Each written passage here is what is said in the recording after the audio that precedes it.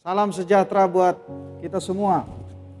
Puji syukur kepada Tuhan Yesus Kristus, kita dapat bertemu kembali pada renungan harian hari ini. Sebelum kita memulai hari ini, kita berdoa. Bapa di sorga, kami mengucap syukur kepadamu. Tuhan menuntun kami sehingga kami boleh bangun di pagi hari ini dengan tubuh yang diberkati. Kami hendak memulai aktivitas dengan memohon rahmat-Mu, firman-Mu, sehingga kami kuat dan kami dapat melaksanakan tugas dan tanggung jawab kami dengan pertolongan-Mu. Kami sedia membuka firman-Mu, membacanya dan melakukan firman-Mu dalam kehidupan hari lepas hari. Karena itu berfirmanlah. Dalam nama Yesus kami berdoa. Amin. Pembacaan Alkitab kita hari ini yaitu di Injil Yohanes pasal 20 ayat 1 hingga ayatnya yang kedua. Firman Tuhan berkata, pada hari pertama minggu itu pagi-pagi benar, ketika hari masih gelap, pergilah Maria Magdalena ke kubur itu dan ia melihat bahwa batu telah diambil dari kubur.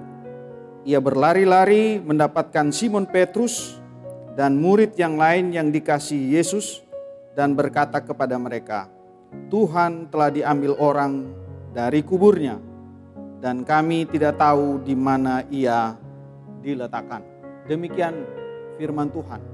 Tema renungan kita ialah kubur kosong membuktikan dia bangkit.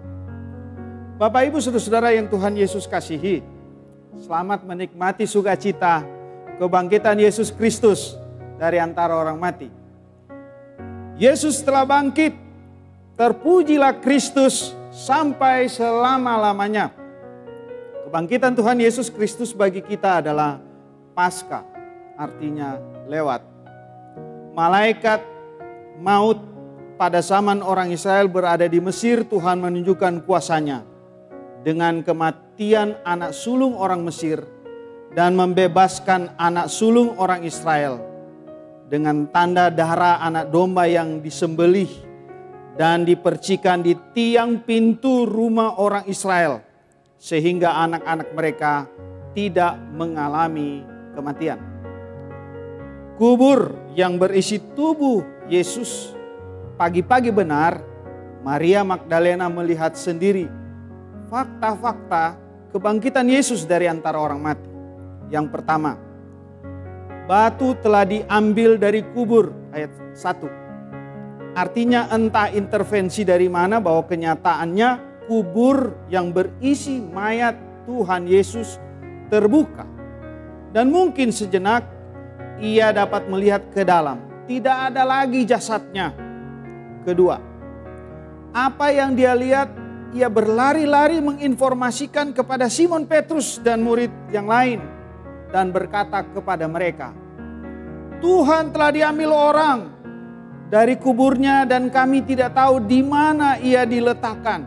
Perhatikan ayat 2. Penyaksi ini melihat bahwa benar di kubur Yesus tubuhnya sudah tidak ada lagi atau tidak ada berisi lagi di dalam kubur atau kosong. Apa makna kubur kosong bagi kita, Bapak Ibu Saudara? Pertama, pengorbanan Yesus Kristus di atas kayu salib sampai mati dan bangkit membuktikan kuasa Tuhan untuk menyelamatkan manusia dari dosa-dosanya. Yang kedua, kubur kosong menginspirasi kita sama seperti Maria Magdalena untuk berlari-lari memberitakan kebangkitan kepada semua orang. Sebagai respon terima kasih kita karena Tuhan sudah menyelamatkan kita. Kita memuji Tuhan dari klik 33 sebab dia hidup.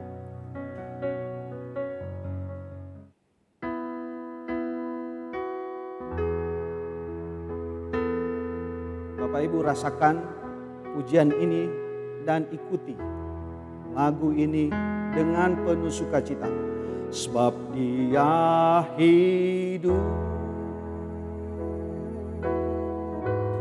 ada hari esok, sebab Dia hidup. Ku tak gentar, karena ku tahu Dia pegang hari esok. Hidup jadi berarti sebab Dia hidup. Anak Allah, Yesus namanya, menyembuhkan, menyucikan,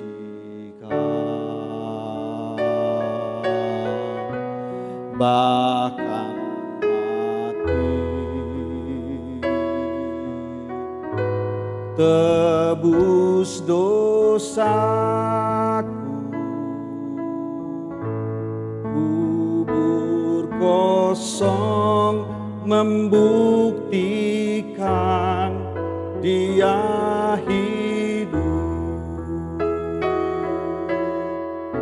sebab Dia hidup.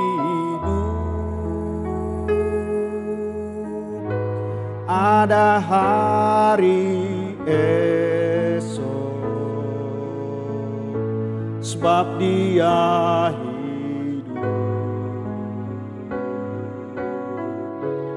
Ku tak gentar,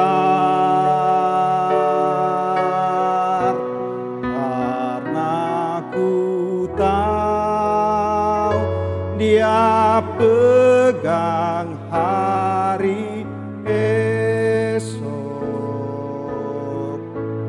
Hidup jadi berarti sebab Dia hidup,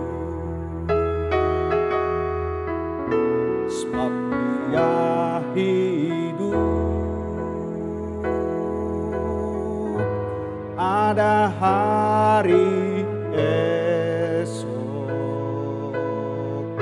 sebab Dia hidup.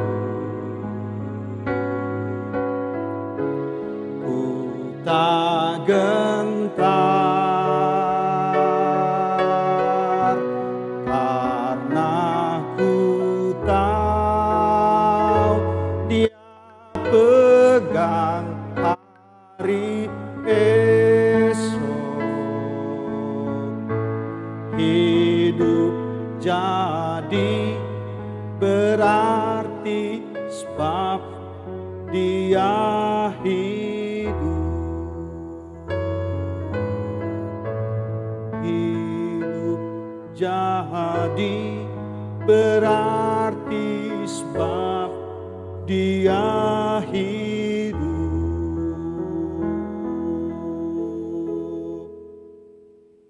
Mari kita berdoa.